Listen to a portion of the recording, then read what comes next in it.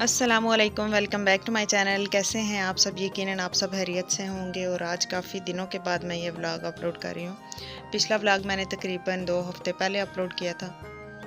तो वो vlog upload करने के आई थिंक 1 या 2 दिन के बाद मेरी नानी माँ की डेथ हो गई थी, जिसकी वजह से फिर मैंने कोई व्लॉग अपलोड नहीं किया। मेरे पास वीडियोज़ तो काफ़ी सारी बनी हुई थी, लेकिन फिर दिमाग इस तरफ गया ही नहीं है। काफ़ी दिन तो घर में मेहमान आते रहे हैं। नानी अम्मा मेरी इसी हमारे सिटी में होती हैं, मोहल्ले हमारे मोहल्ले में ही होती हैं, जिसकी वजह से फिर मेहमानों की आमदरफ्त शुरू रही। मेहमान तो ज़्यादा नानी अम्मा के घर ही आ रहे थे, अम्मी के घर आ रहे थे, लेकिन फिर भी कुछ ना कुछ हमारे घर में भी आ रही थी। हम खासकर जो मेरी बहनें और करीबी रिश्तेदार हैं वो आते हैं, तो उसकी वजह से फिर मैं काफ़ी ज़्यादा मसरूफ़ थी, जिसकी वजह से मैंने कोई वीडियो भी नहीं बनाई।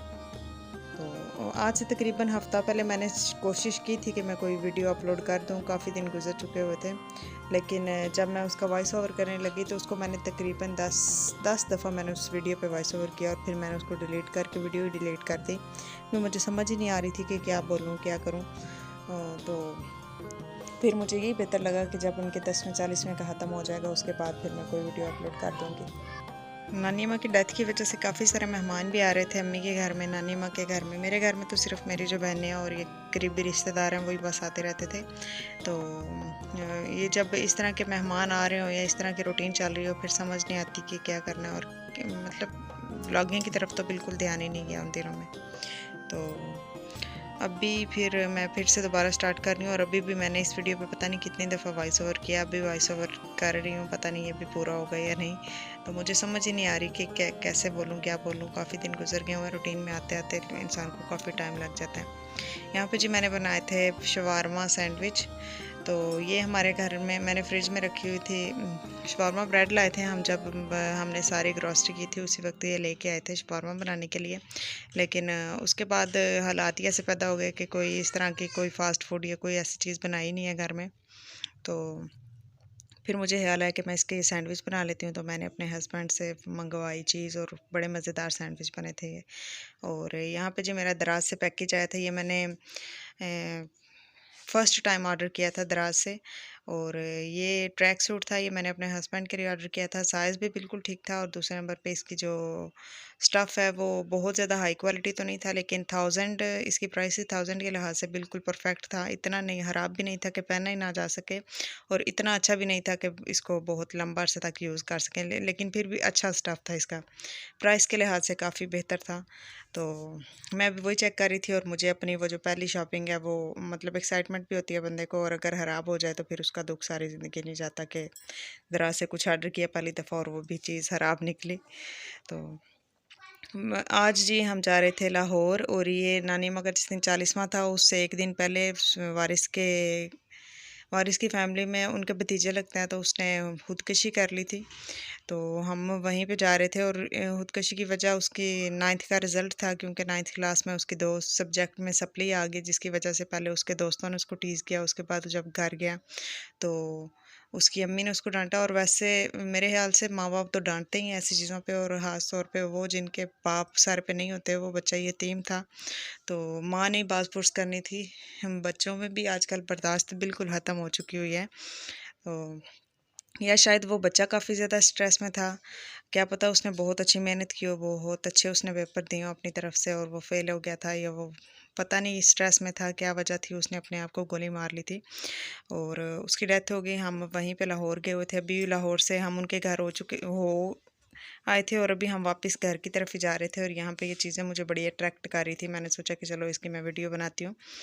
ये इनकी जो खलड़ी है, जो स्किन है, ये बिल्कुल ओरिजिनल थी, और इसमें उन्होंने रुई भर के तो इनको ऐसे है बस लगाया हुआ था। शायद इस यहाँ से तेल या क्या चीज़ें इनकी मिल रही थी, वो मैंने इसे गौर नहीं किया, लेकिन ये मुझे अच्छी लग रही थी।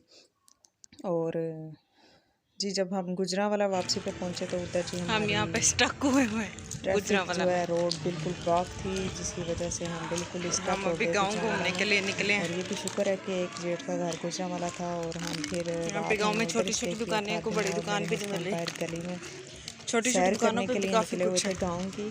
तो गाँव की गलियाँ बिल्कुल सुनसान सुनसान नहीं थी, वैसे अंधेरी बहुत ज़्यादा सो थी, बेजी का ख़त्म भी है। खुली खुली गलियाँ थी और अंधेरी बहुत ज़्यादा थी। तो अभी बस हम वहाँ पे निकले थे। यहाँ पे हम खाना खा चुके थे और मेरी जेठानी ने बनाई थी पोटे वाली सेवइयाँ जो उन्होंने घर में बनाई हुई थी, और ये मैंने फ़र्स्ट टाइम खाई थी और मुझे बड़ी पसंद आई, बड़ी अच्छी बनाई थी उन्होंने। तो अभी हमने जैसे तैसे करके वहाँ पर नाइट स्टे किया। बच्चे घर में अपनी ताई अम्मा के पास थे, तो हमें ये था रात को तो पहले इतना मुश्किल लग रहा था कि बच्चे सोएंगे कैसे, लेकिन उन्होंने कॉल की कि बच्चे सो गए, आप परेशान हो। सुबह सुबह फिर हम 4 बजे निकले कि बच्चे जब उठें तो उस टाइम तक हम घर पहुँच जाएँ, क्योंकि बच्चों को जब उठते हैं तो उस वक्त माँ बाप नज़र ना आए तो फिर ज़्यादा उनको मसला बनता है। कोई भी बच्चा जब सोया उठता है तो उस वक्त उसको यही होता है कि मैं अपने घर में उठूँ, और घर में ना भी हों तो बच्चों के माँ बाप या उनका कोई अपना पास हो तो फिर वो ज़्यादा ईजी होते हैं। ताई अम्मा के पास भी वो जाते आते रहते हैं, लेकिन आज तक उन्होंने कभी नाइट स्टे नहीं किया, इसलिए मुझे ज़्यादा टेंशन हो रही थी। इसलिए फिर हम सुबह सुबह 4 बजे वहीं से निकल गए थे, और रास्ते में मंडियाँ लगी हुई थी, सब्ज़ी मंडी में रुके और वहाँ से ढेर सारी सब्ज़ियाँ ले ली हमने, क्योंकि आपको पता है कि आजकल सब्ज़ियाँ इतनी महंगी हो गई हैं कि आम लोगों की पहुँच तो बहुत दूर हैं। तो रास्ते में ये जो सब्ज़ी हमने ली है तकरीबन 15 दिन तो हमारी आराम से चलेगी। यहाँ हम तीनों घरों की सब्ज़ियाँ थी, और यहाँ पे अभी हम बस सब्ज़ी लेंगे अपनी। उसके बाद मेरी जेठानी ने हमारे लिए नाश्ता भी बना दिया हुआ था, और नाश्ते में उन्होंने बनाए थे आलू गोभी वाले पराठे और साथ में पालक वाले पराठे थे। तो इधर जी भूख भी हमें सही खूब भूख लगी हुई थी।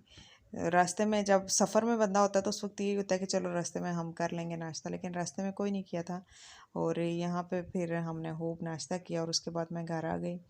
और ये जी रात को मैंने बनाए थे लोडेड फ्राइज़, फ़र्स्ट टाइम मैंने बनाए थे। और जब हमारे फ्रिज में चीज़ पड़ी होती है तो फिर हम मुझे और मेरे हस्बैंड को बस यही होता है कि रोज़ रात के वक्त ना कोई चीज़ वाली आइटम ही बननी चाहिए। तो अभी मेरे हस्बैंड रात को ही काम पे गए हुए थे, क्योंकि दिन में वो सो गए थे थकावट की वजह से, और रात को फिर मैंने उनको कॉल की कि अभी क्या बनाऊँ आपके लिए, तो उन्होंने बोला चीज़ वाला कुछ भी बना देना। बच्चे खाना खा के सो गए थे और अभी जी हम भी खाना खाएंगे, और उसके बाद मुझे तो काफ़ी थकावट हुई थी, मैं सफ़र से आके सोई भी नहीं थी। मैं सो जाऊंगी और मिलूंगी आपको नेक्स्ट व्लॉग में, तब तक के लिए अल्लाह हाफिज़।